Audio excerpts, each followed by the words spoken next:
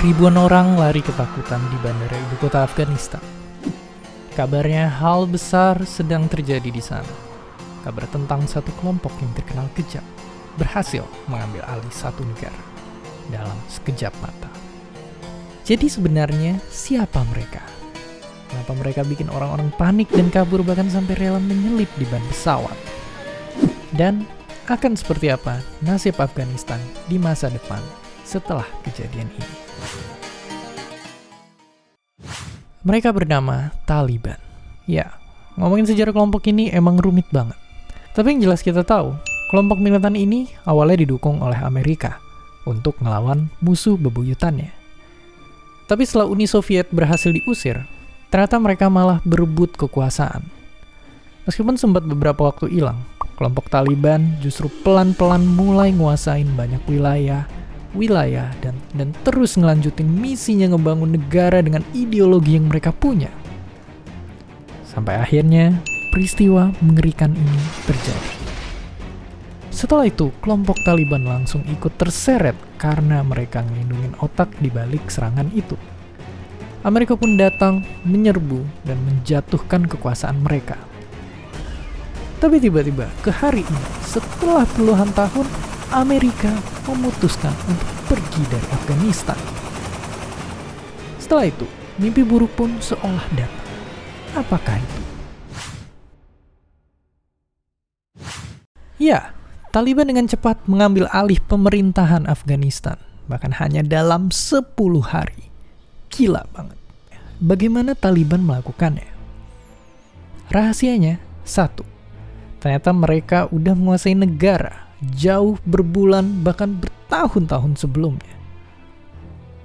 Ini mereka lakuin pakai strategi yang mungkin terdengar sederhana, yaitu mengancam dan ngebujuk pasukan keamanan dan pejabat pemerintah agar nyerah sama mereka.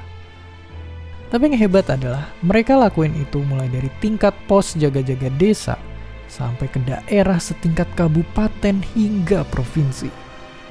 Jadi bayangin aja dengan pasukan, kendaraan, dan senjata yang makin banyak, target selanjutnya udah pasti tinggal ibu kota.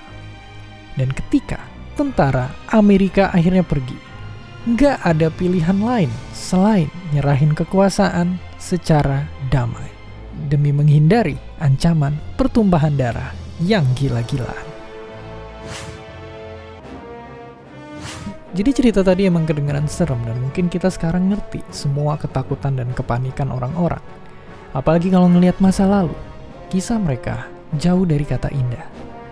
Sejak menguasai banyak wilayah di sana, mereka menerapkan peraturan kayak hukum rajam buat pezina atau potong tangan buat pencuri.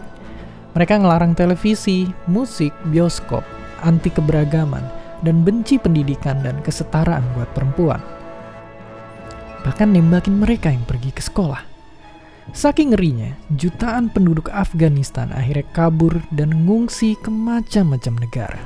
Maka, waktu Taliban ngambil alih lagi kekuasaan, sebagian penduduknya bagai ngeliat awan gelap bergulung di langit Afghanistan. Dan pertanyaannya, akankah badai kembali datang menerjang? Emang, ngelihat beberapa kejadian baru-baru ini, ketakutan itu tuh makin kuat. Tapi katanya, mereka kini berbeda. Mereka cerita misi mereka untuk membangun Afghanistan baru yang lebih baik. Ya, mereka berjanji gak bakal ngebiarin kelompok teroris untuk hidup di negara mereka. Janji untuk ngebangun pendidikan yang modern dan merhatiin hak-hak perempuan. Di tengah teriakan ketakutan, banyak juga yang mulai optimis. Apakah ini awal baru untuk Afghanistan? Tapi di setiap cerita selalu ada dua versi yang berbeda. Tapi yang jelas, ketika mulai ada buku yang dibakar, senjata dan bom yang menggelegar, atau api kebencian yang makin berkobar, saat itulah kita tahu mana yang harus dilawan. Dan seperti biasa, terima kasih.